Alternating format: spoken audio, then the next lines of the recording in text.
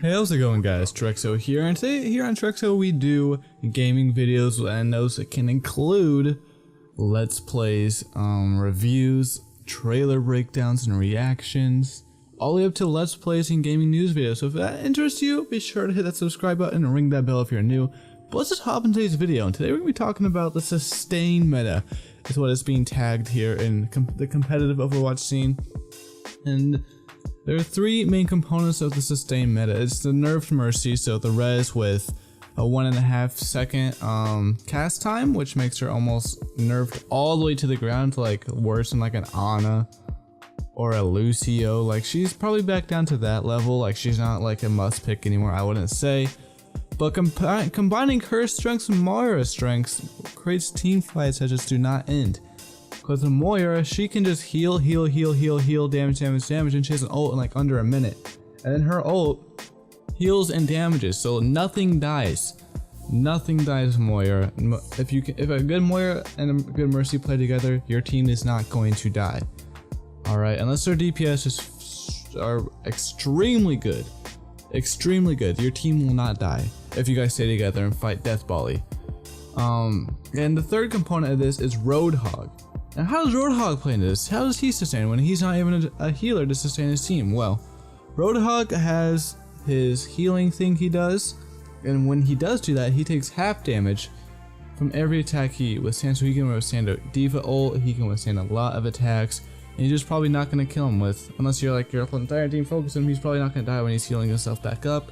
Combine that with Mercy and Moira's survivability, and you have a core of the healing core, or just like core of I don't know how you describe that core. It's just like a Moira, Roadhog, Moira, Mercy core that's just not gonna die, and it's gonna be extremely hard to kill.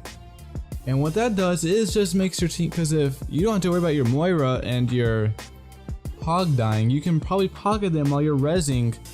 Let's say you have another tank, maybe say you have a Reinhardt, and you can just focus on rezzing the Reinhardt so Reinhardt doesn't die. So you have your two tanks, then Moira who's low, who could also be considered DPS if she's played aggressively. So therefore you have your two tanks, two healers, and one DPS, and let's say that one of your DPS doesn't die either. So that means it is a 5, it's already a 5 versus, like, it's a 5, you have 5 people on your team for the entire team fight. And let's say the fight lasts over 30 seconds, your second DPS comes back. Then you have another res come up. So it's just really hard to end these team fights in this meta, which I think it will get patched before Moira goes live, but currently, like, that defense is very hard to break. That offensive core, it's just like the team comp is pretty hard to break at this point.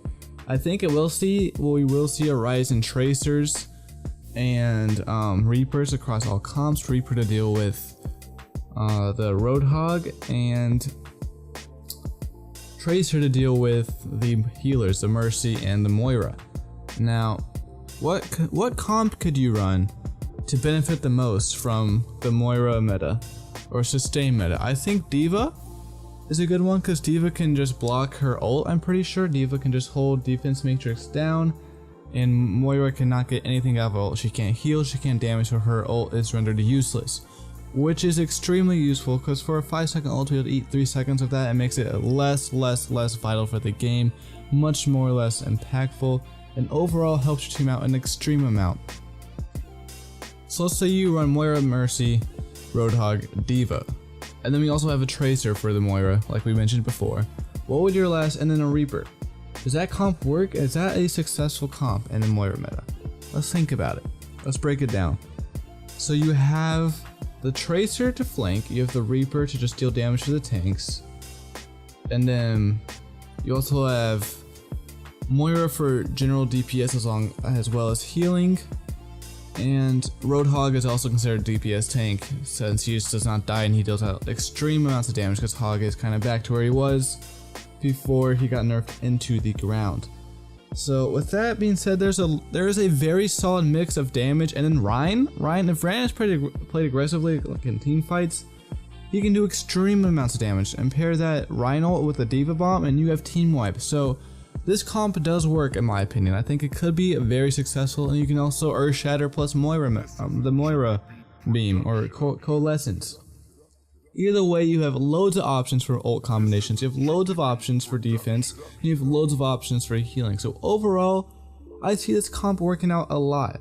I think this is a comp that works together a lot, it works together well, and it works together very efficiently. But I want to know what you guys think. That's my thoughts on sustained meta, but let me hear what you guys have to say down below. Also, if you're watching this late in the video, be sure to stay tuned on the channel around 3 p.m. Eastern Standard Time, as there is a new series going live. So check that out. With all that being said, I'm gonna go ahead and get out of here. If you enjoyed today's video, be sure to drop a like down below because it's greatly appreciated. If you're new, subscribe and ring that bell if you want to stay up to date with our gaming content, which does include Let's Plays, gaming news, gaming reactions, trailer breakdowns, and of course videos like these, meta talks, or just general gaming discussions. With all of that said, I'm gonna go ahead and get out of here. You enjoyed this video. I hope you did. Have a great rest of your day. I'm out of here. Peace. Bye.